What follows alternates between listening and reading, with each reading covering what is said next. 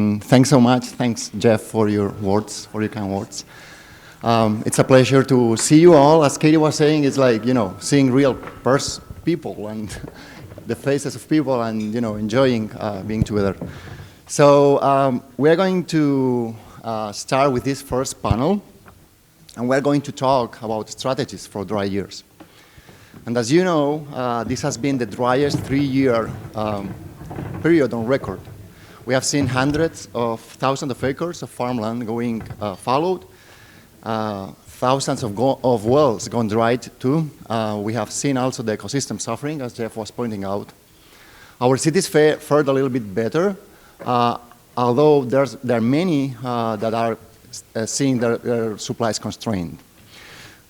While some local impacts in some Northern California counties have been really significant, I would argue that the statewide economic losses have been relatively small, given the magnitude of the drought. Remember, it was the driest 3-year period on record. So we have adapted better than in the last drought, but of course, many challenges still remain. For that, to discuss these lessons from this current drought, we have here 4 amazing panelists who I am going to introduce now. So here to my left, I have Bill Hasencamp. He manages the Colorado River resources for the Metropolitan Water District of Southern California, providing water to more than 20 million people. Then we have Sandi Matsumoto. He's the California Water Program Director for the Nature Conservancy, where she works to support sustainable groundwater management and water for wildlife. Then we have Thad Bettner. He's the General Manager of the Glenn-Colusa Irrigation District, the largest irrigation district in the Sacramento Valley. And least but not last, we have Kyle Jones, who is the Policy and Legal Director for the PPIC Water Center, which has been on the front lines of helping communities dealing with dry wells. So for the first question, I would like to talk about what's happening right now. What have we seen during this year of drought? So I'll start with that. We have seen almost 300,000 acres of rice going fallow this year. And many districts in the Sacramento Valley receive just 18% of their usual water deliveries. Crop insurance mitigated costs, and water trading also helped. So this was an unprecedented year for you and for many of your farming communities. How did you manage this situation, and what did you learn? Well, first, maybe just a little bit about this year, and I'll be brief. We kind of came into a year where, at least on the Sacramento River, that watershed just didn't get much rain this year. And instead of just kind of waiting to see how we'd get through it, we were pretty proactive in starting discussions with some of the operators about we need a plan for this year early. And that meant that, we had to put some of our own assets on the table. We knew that conversations would be really tough from a local impact standpoint, but we felt like waiting wasn't the right approach. So, we started those conversations early, and a lot of that was based on, one, we had some carryover issues from Shasta from previous year, from 2021, where it was backstopping a few of the other reservoirs in the system, and so we had less storage and we didn't get rainfall. And then we needed to protect winter run salmon, which is pretty much operating Shasta Reservoir, now. So trying to get that operations together, also look at how do we protect fish was really important. So we put together a management plan, but it was brutal. I mean, we only got 18%. And, for us, most of our system is unlined because we have environmental benefits we provide in, our canals and drains. And then also a lot of our system provides groundwater recharge. And so in the years when we have water, those are great benefits for our watershed, but we end up losing about half of our water we delivered. So we only delivered about 9% of our water actually to landowners. So it's pretty brutal. We took about 300 square miles out of production. And I think really from our perspective was just really looking at the trade-offs of one, just the regional economic impacts were significant, over $1.2 billion into our just local region. And then also just the impacts to other species. I spent some of my time just driving down roads, moving species off roads. They're trying to go from one side of the road, which is dry, They thought maybe there's water on their side of the road. There wasn't any. So, it was tough because we saw just that giant of a footprint. A lot of the terrestrial species that we try and help, birds, et cetera, were really impacted this year. So for us, it was kind of more about trauma management than really just trying to manage the situation, So kind of things that we learned, I think one, we're still trying to learn how this year went, particularly around the salmonid species, that a lot of assets were trying to protect temperature for fish, and it just doesn't seem like that really provided benefit, or we're not seeing the fish respond accordingly. So really trying to implement a more collaborative science approach to better understand the needs of fish is going to be really important, as well as, what does it mean to our footprint? We know that a lot of the species didn't likely make it this year that use our land, and so we're trying to also evaluate that to see what the impacts are going forward, then just trying to weave that into our broader scientific understanding. I think, and then just for our landowners, it was just a hard hit, and making sure that, is this 1 year or is this, going to be longer? And so trying to keep them informed on what the next year may look like, and then how do we plan for that? Thanks, Thad, that's great. Kyle, let's go with you now. You advocate for small communities, which are very vulnerable to droughts. Sigma gives 20 years for implementation, but it also requires avoiding significant undesirable results, like dry wells. And that was one of the most heated debates this year in Sacramento. How do we strike a balance between protecting communities, but also allowing growers to pump? Yeah, I think definitely there does need to be a balance, and I think what that balance looks like for us is that we need to get to a place where we have sustainable use of water for the agricultural economy, while also ensuring that drinking water access is provided to all communities. And we're a long way off from that. I think in a state where we recognize there's a human right to water, where the communities have rights to groundwater, over 1,300 wells went dry this year. And even some of the more established communities where we've put significant investments in are continuing to have a loss of, or threatened loss of, supplies as groundwater levels continue to decline. I think there's a couple things we need to do to help stabilize groundwater. I think some of the great things we've been seeing are really a good focus on domestic well impact mitigation as part of Sigma. Sigma recognizes that there needs to be a consideration of all users of groundwater, and that we need to avoid significant undesirable results. Sorry, it's such a wonky law. It's hard to say in a right way. And so, for a domestic well user or a community on the ground, I know there's a 20-year implementation period, but you're not avoiding a result by saying, in 20 years, we'll take care of you. It's really important that we focus on recognizing that there needs to be mitigation provided in the meantime, that while we work on getting groundwater use sustainable, that is, as groundwater levels continue to decline over the interim, or that we're really focusing on having those who are responsible for overpumping that groundwater be providing things like bottled water by paying for some of the hauled water, and being part of the solution. A lot of times we know where the issues are, which communities are going to be threatened, which communities have lost access before during times of drought. And so, helping get those who are using the water at the table and providing for solutions to prevent these impacts from going forward is going to be really critical. And, it's going to be really, really important for the Department of Water Resources, the State Water Resources Control Board, to make sure that really robust and robust programs with details, with goals on how we're going to mitigate groundwater going forward is going to be included. And then I would also put a plug and note that there's been a need for addressing the issues with well interference that we've been having, and that's something that was included in the governor's executive order. There's efforts to codify that, and hopefully that going forward we'll try to figure out a better way to make sure that we're not allowing for new wells to really start causing impacts just because they're located in the wrong spot, and making sure that we're doing the right work up front to protect communities from losing access that way. Thanks, Kyle.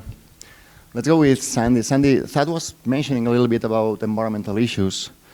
And I want to get insights about a couple of key issues in environmental water management, fish and waterfowl. Cold water is key for some iconic fishes, like salmon, steelhead. In 2021, as Jeff was mentioning earlier, our analysis showed that we acted too late to reserve cold water. But it looks like this year we've done a better job. So could you give us an update on what's happening with the fish? Yeah, I'll start kind of big picture. So, I mean, just overall, our native fishes are not doing well. We have over half of our salmon and steelhead species that are on a trajectory towards extinction. And the reason for that is that we've really manipulated a lot of the land and water uses over the last 150 years. So, for example, in the Central Valley, we've put in dams to regulate flows, so that changes when and where and how much rivers are flowing.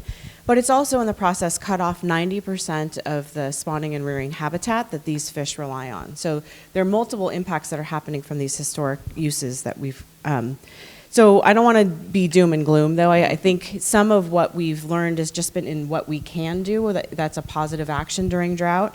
And I think we saw a good combination both on the regulatory side as well as on the voluntary side. So on the regulatory side, we saw the State Water Resources Control Board take emergency action to curtail diversions in certain watersheds to good effect, both in terms of having immediate response in protecting stream flows at critical times for salmon species, but also as an incentive for landowners and others to come together and to think about voluntary action. And we saw some of that, for example, on the Russian, some voluntary actions on the Scott River, for example. So those are good things that can come out of regulation.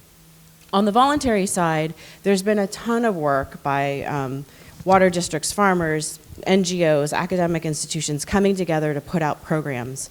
And we can do that in a couple ways.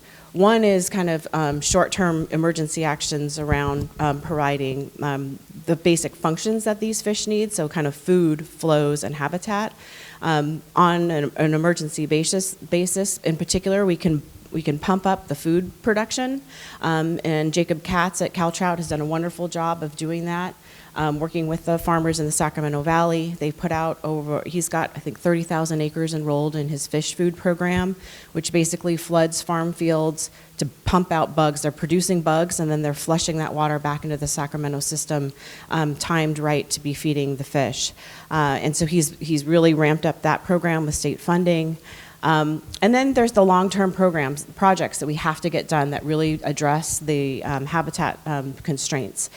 So folks over at River Partners, for example, they just celebrated 10 years of investment at the confluence of the Tuolumne and the San Joaquin River, Dos Rios, which is opening up floodplain habitat. It's really important for fish, also creating refuge for riparian brush rabbit. And importantly, that project also is a great example of addressing the flows constraints that we're seeing. So they're in the process of dedicating 7,000 acre-feet of water that was previously used to irrigate that property into the stream out to the delta. So that's kind of that holistic approach of addressing all of these specific constraints that species face. I think the lesson learned for me is a couple things. One is that a lot of these things are not possible without collaboration. So it takes all of these parties coming together, and it's not possible. You don't just come together in drought and say, like, hey, what should we do together? That requires a lot of trust building, a lot of relationships, bringing commingling funds, all of those things. So those are before the drought investments that have to happen. And then, I think the other thing is just kind of creating the capacity to really learn from these things. And so it's the capacity, again, not just during drought, but after drought, to bring together the data that we're collecting to understand what impact we're having ecologically, what's the most beneficial, so that we can invest in those things in the next one. Let me ask also, I mentioned about waterfowl too.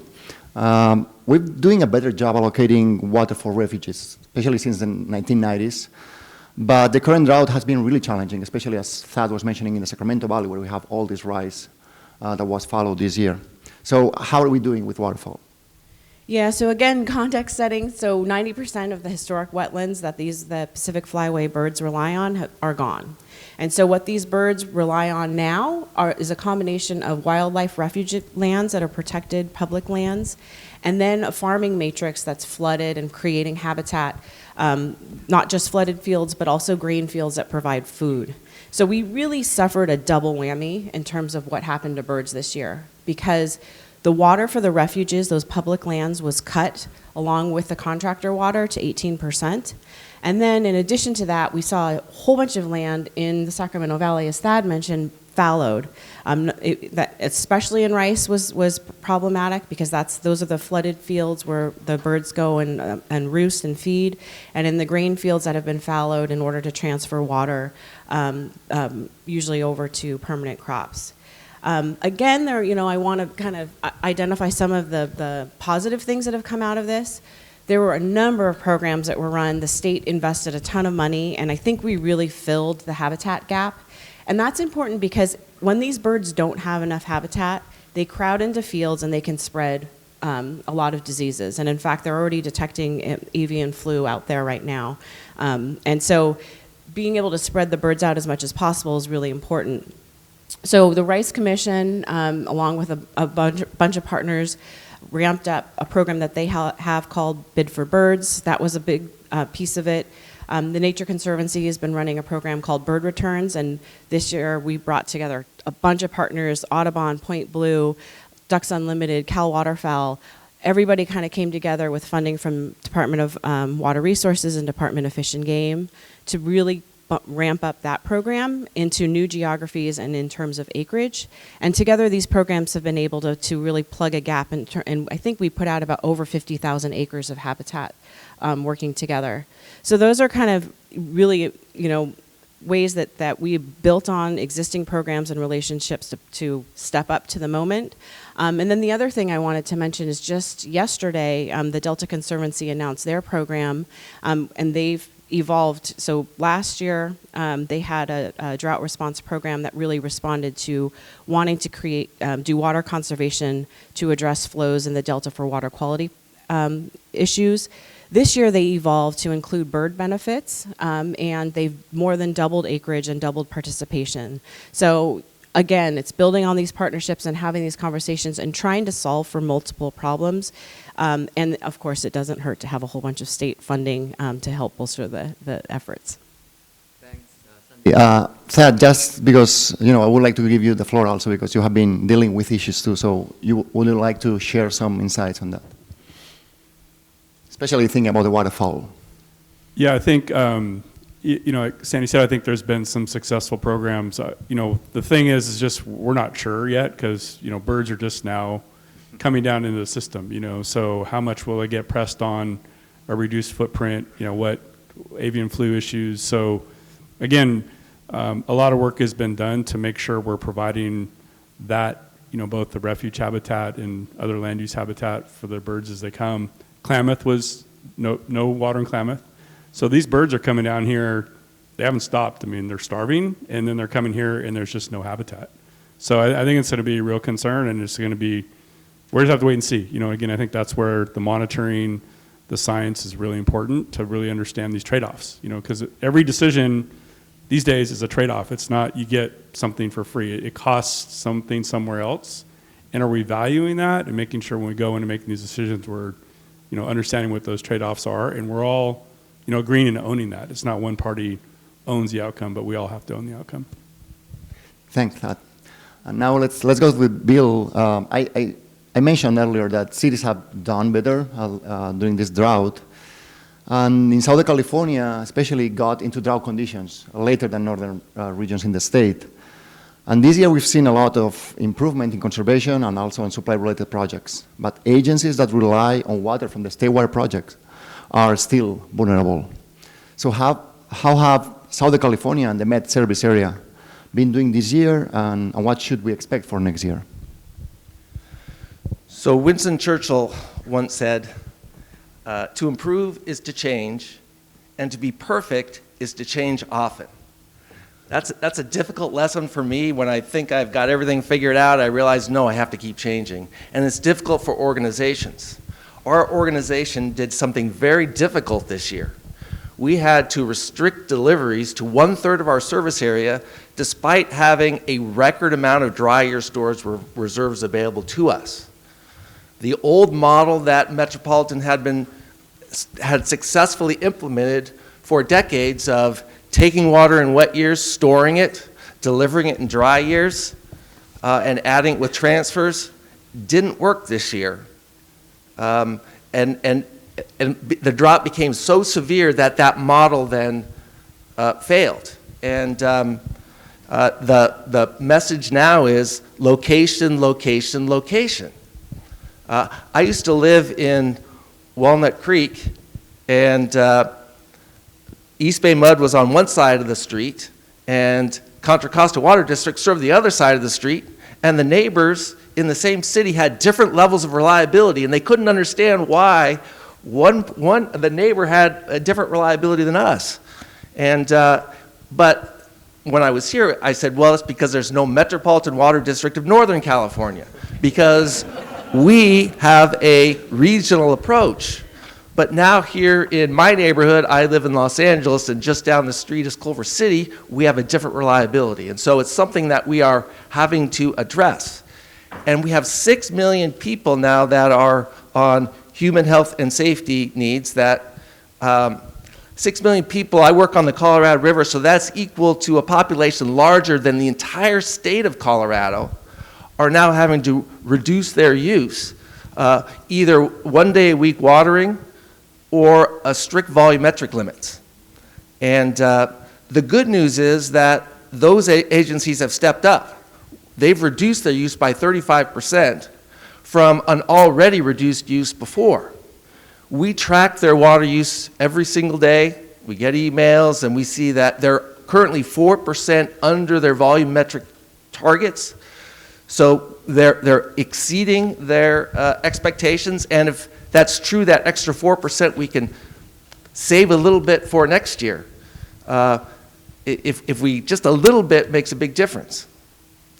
Going into next year, however, we know that it's not just the state project dependent areas that are at risk. We heard about the Colorado River. We are prepared to start next year reducing our deliveries of Colorado River water. And our board in December is contemplating issuing an emergency declaration for our entire service area, and perhaps later in the year, if we don't get a good snowpack in Northern California, mandatory conservation for all 19 million people in our region. We're adapting quickly to this drought. The plans that we had were very helpful, but the drought and the climate change that's going on has outstripped us. So we are changing our way in Southern California. If you look at my neighborhood, you won't find a lawn anywhere on my block. We're adapting quickly, much quicker than we have to, and we'll continue to have these restrictions in place in the near term while we work on the long term. The long term is to improve our plumbing so we can get access to our storage more evenly distributed throughout our service area. 2 is just minimize the reduction in our water supply imports, and as Greg and Jeff said, there's 800,000 acre-feet potentially that's available in some years. Is there a way of capturing that? We know that there's less imported water in the future, but can we minimize that? And then 3, most importantly, ramp up our local supplies. We are putting in fast gear, our Pure Water Southern California, which would be the largest recycling plant in the nation, and other local projects we have to ramp up. When I started at Met, our demands were over 2 million acre-feet for imported water. Now they're down to 1.5, despite adding millions of people, and we're going to continue to drive that down. So that's our focus as we deal with this. Thanks so much, Bill. That was super interesting.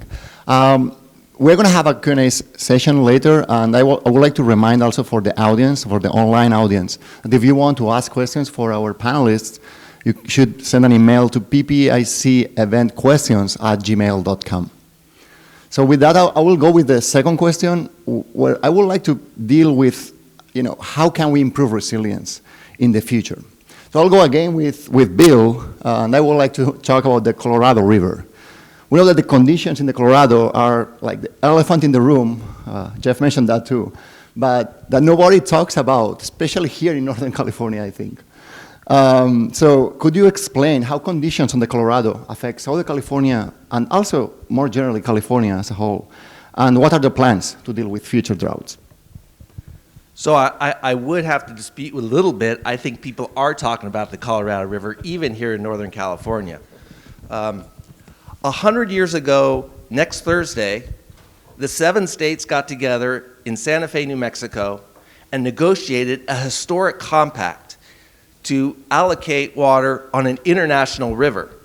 A compact of that scale had never been done before. It was truly a historic event of negotiations and figuring out a way to provide water supply certainty for future growth of the 7 states and the country of Mexico later.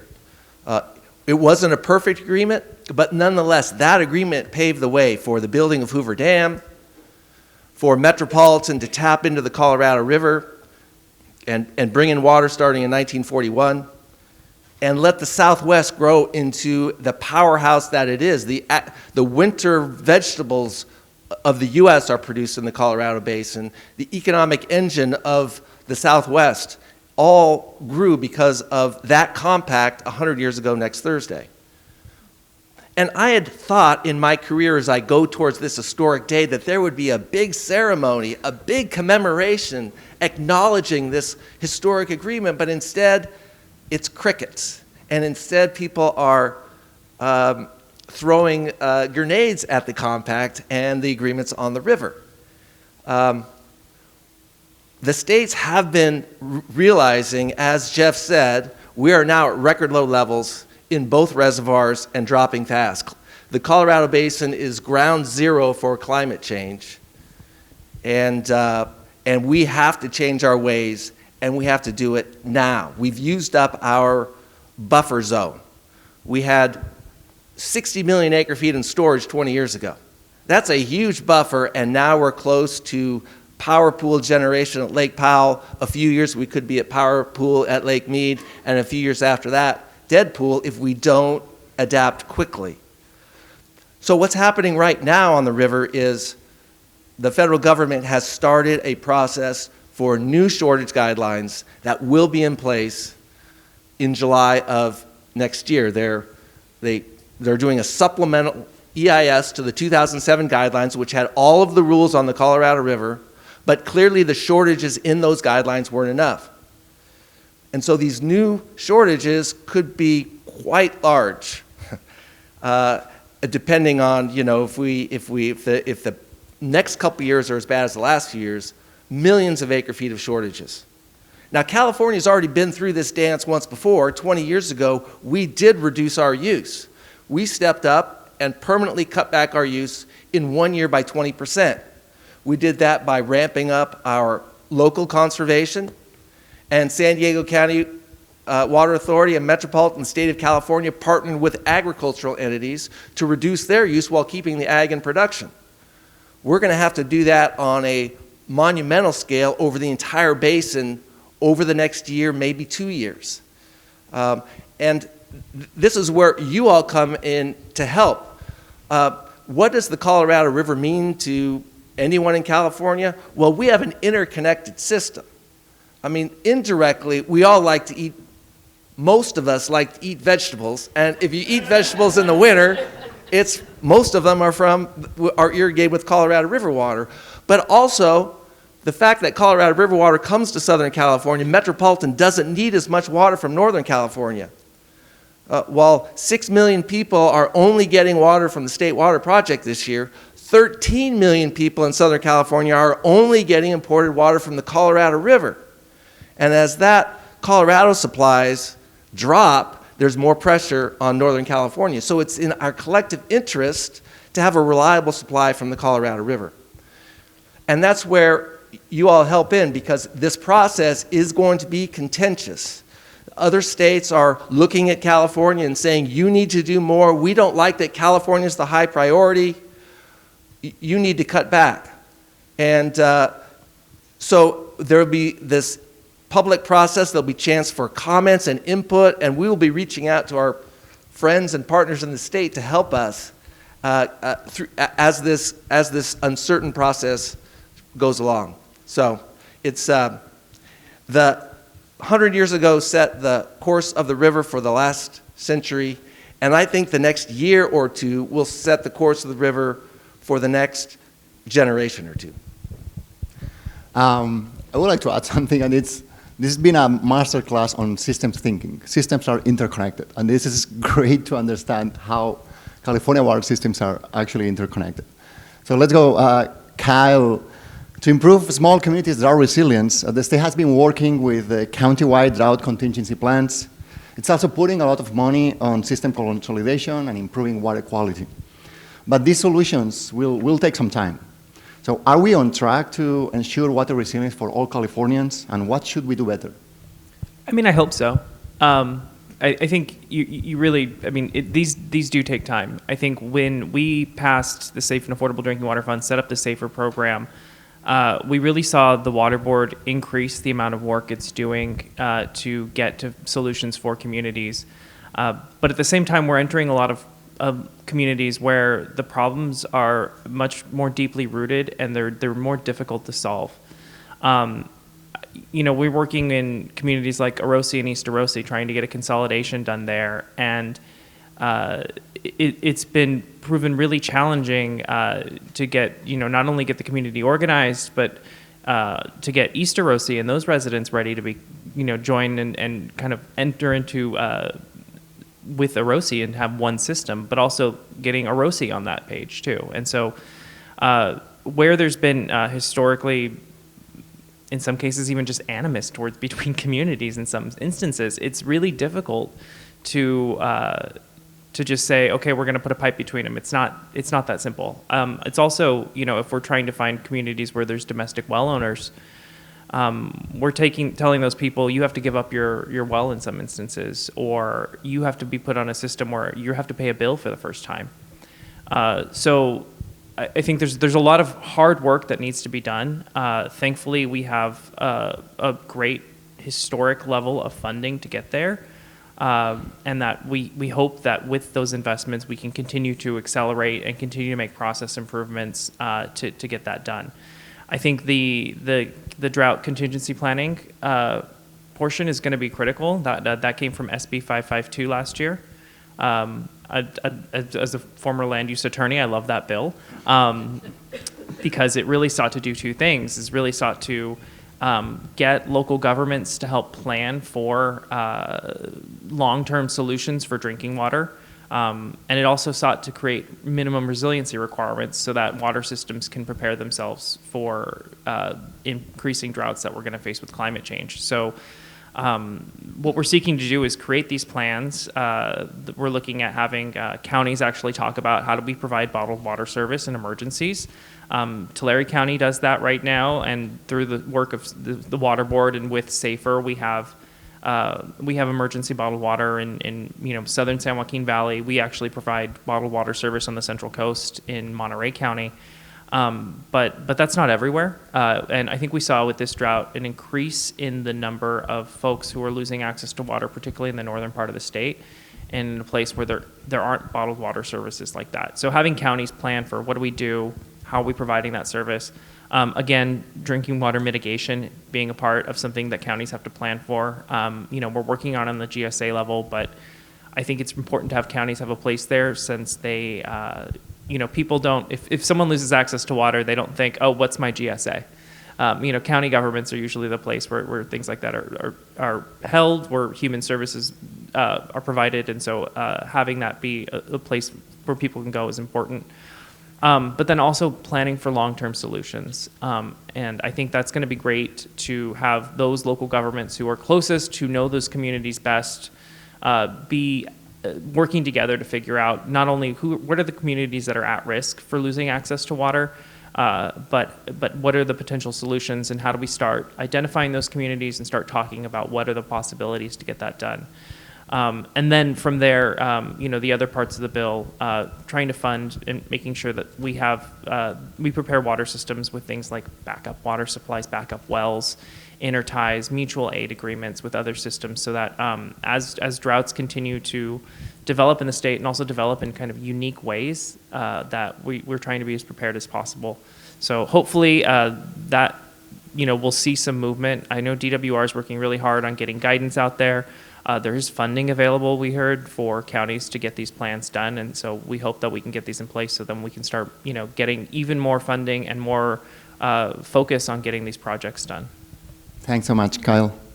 Hopefully we'll do a good job on that. And let's go with Sandi now. Jeff and many other colleagues have been talking a lot about environmental water budgets, drought plans, and better environmental accounting. So how could we improve environmental water management?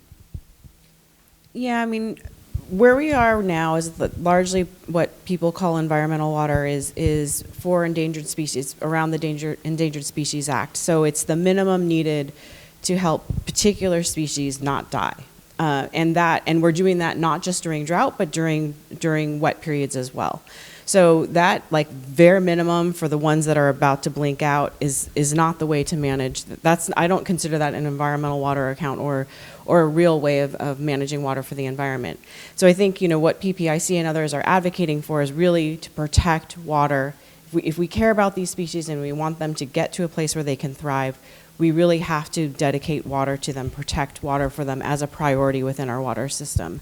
And then that will allow us to do things like start to have plans around what are the types of, identify what types of water nature needs, set aside that water and protect it for those species, manage the data so that we know what's in the system, and then where there's problems, we can make tweaks to deliver that water.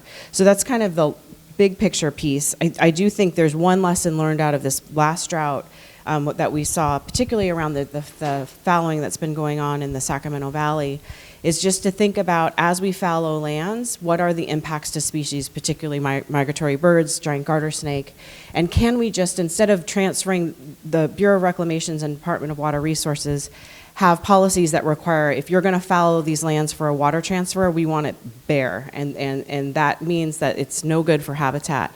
If they could leave just a little bit of water behind on those water transfer lands, it can serve the habitat benefit that used to be serviced by the crops that used to be there. So that's one way to mitigate some of the impacts to species.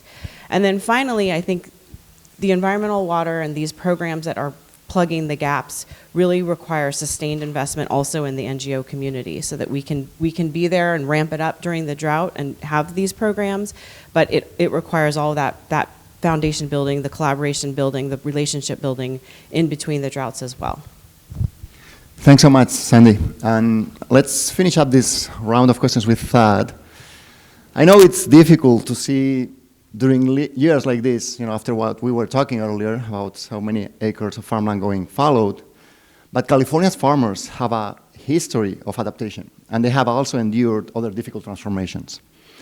So what do we need to ensure a thriving agricultural sector in the future? Yeah, I think that really depends on how you define a thriving, agriculture sector. Is it number of acres? Is it some, dollar target, return to, and I think the other thing is probably each part of our state is going to have a different approach on what they think is thriving. For our area, because the environment is such a critical part of our footprint, along with farming, is we have to manage, our area in a watershed or ecosystem approach where we're trying to meet all those competing needs, if you will, or competing values, and then how do we make the right amount of trade-offs. So for us, I would say for us is for agriculture to thrive in our area, it's intimately tied to the environment. And I think we've known that, and I think that's why we've, as irrigation districts and agencies, we've invested a lot of money in doing restoration projects on the river, up and down the river. Sandi mentioned some of the fish food programs. We've done spawning, rearing habitats up below Shasta. We have a science program. We have monitoring. We have our own rotary screw trap. We're monitoring fish on the river. It's integral to farming in terms of how the environment is doing. And so, I'm pretty fortunate in that we work with a community in our area that sees that value, and so we're continuing to make those investments. Some of those are our own dollars, whether it's from our growers. We do take, water transfer, for example, we do take that money and reinvest it into a lot of these environmental type projects. So for us, again, it's vital that ag be interconnected with the environment and not siloed. And I think we're going to continue to push for that going forward. Thanks so much, Thad. So now we'll go with some questions from the audience. So if you would like to ask a question, please raise your hand and I'll go. It's difficult to see people from here with the lights. Anyone has a question? Okay, we have a question from our online attendant. Hi, yeah. This question is coming in from Pablo Garza, Assembly Committee on Water Parks and Wildlife. And he's asking, the LAO now projects a $25 billion state budget deficit next year. Are you worried that investments the state has committed to won't materialize now? How will this shortfall affect the ability of your agencies or organizations to get necessary drought response and resilience projects done? Okay, who wants to take that question? Okay, Sandi. So I was actually, I think that we saw a story in LA Times come out yesterday. I posted it to Slack for my entire team.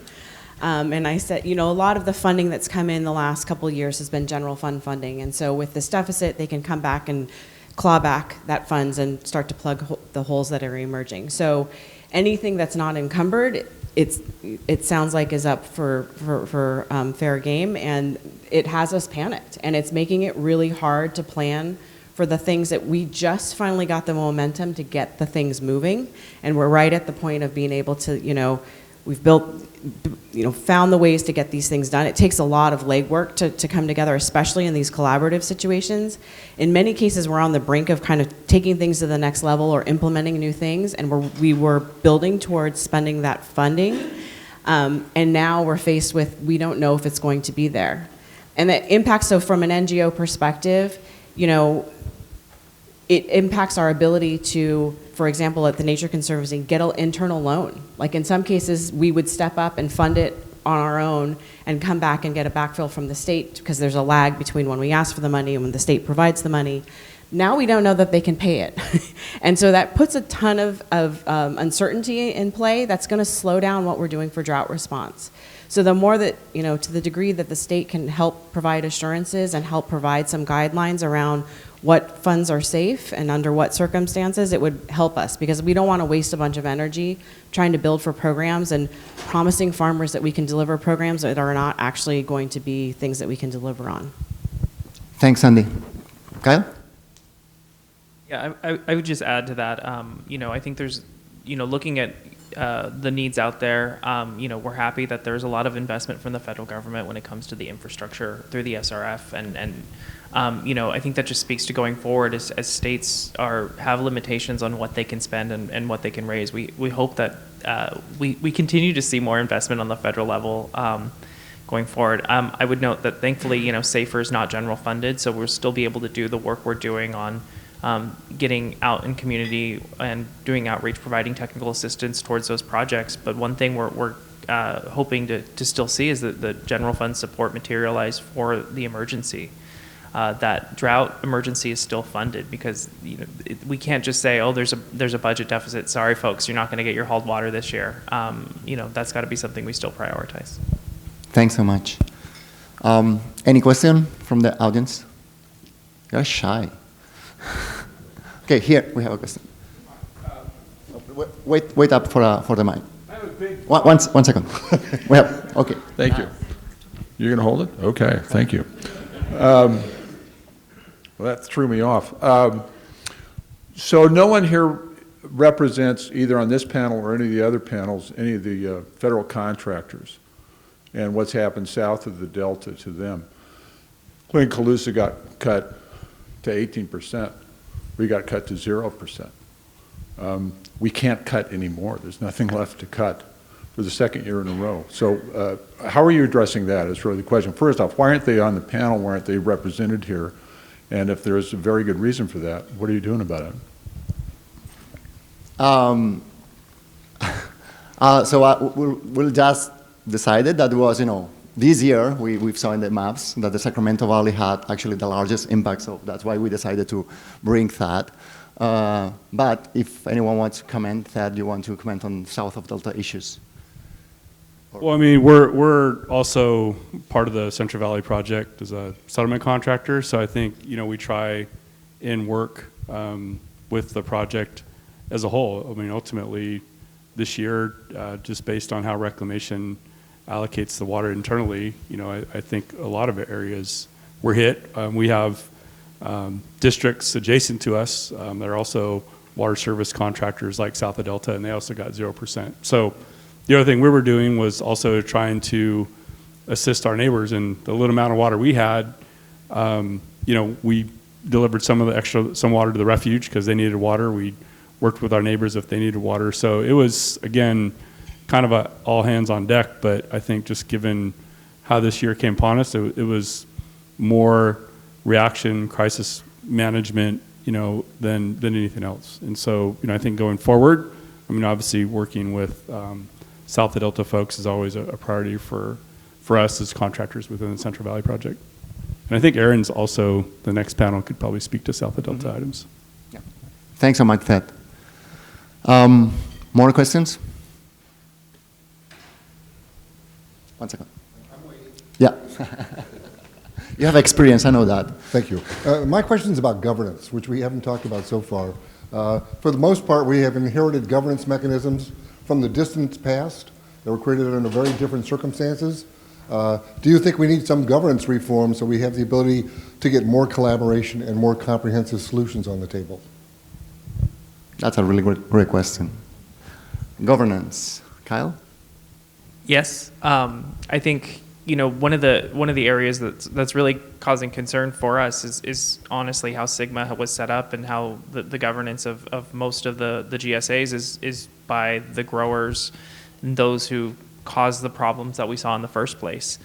And I think we're seeing that we're leading to a situation where a lot of plans are not looking great.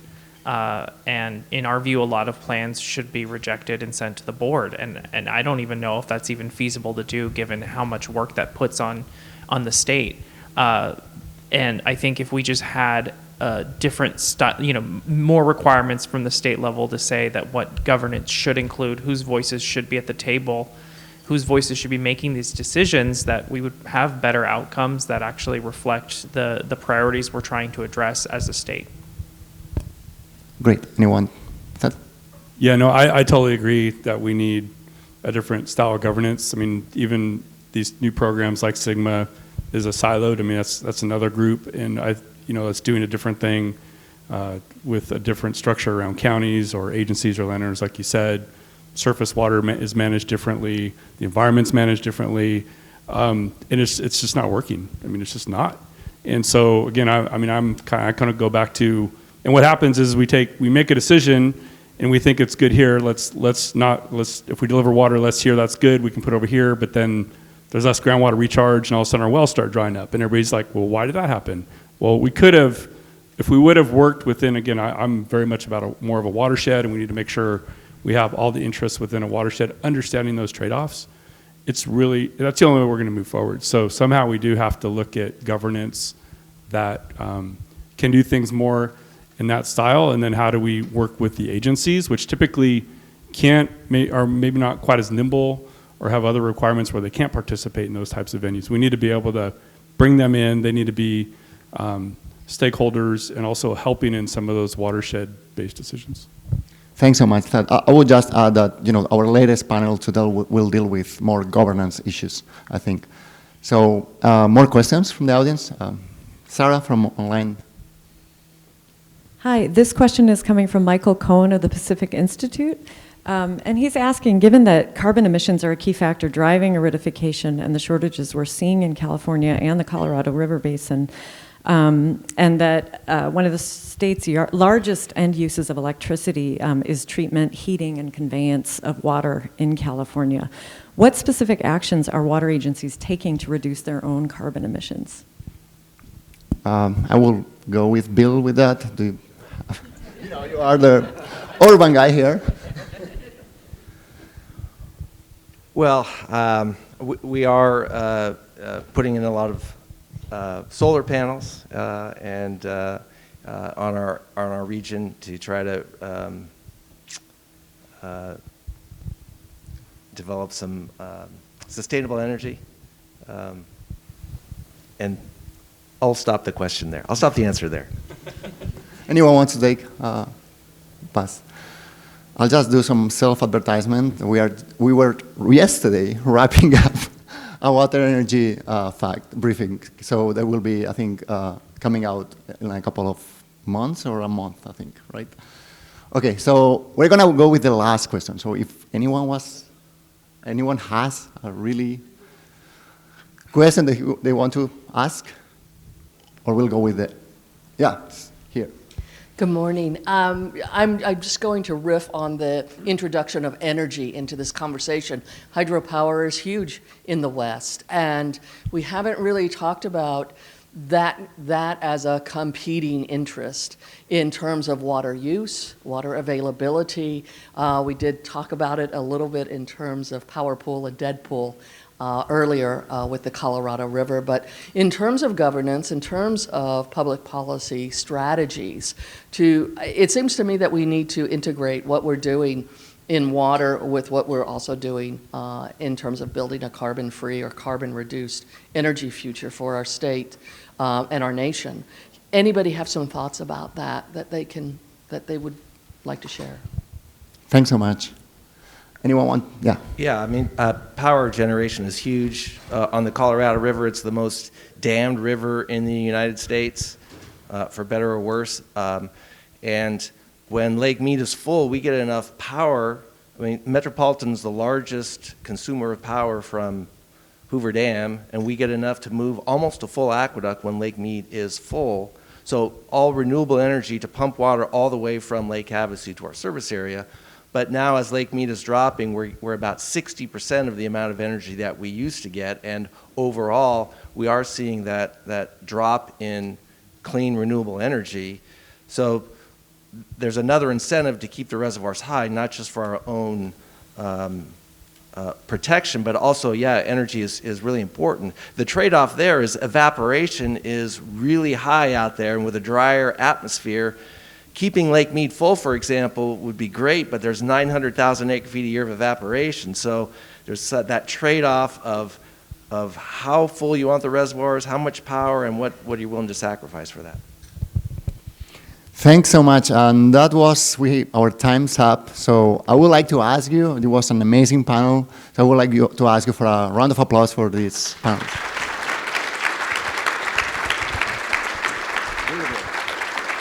Great, thank you so much. And we'll go now with my colleague Andrew Ayers with the second panel. Thanks.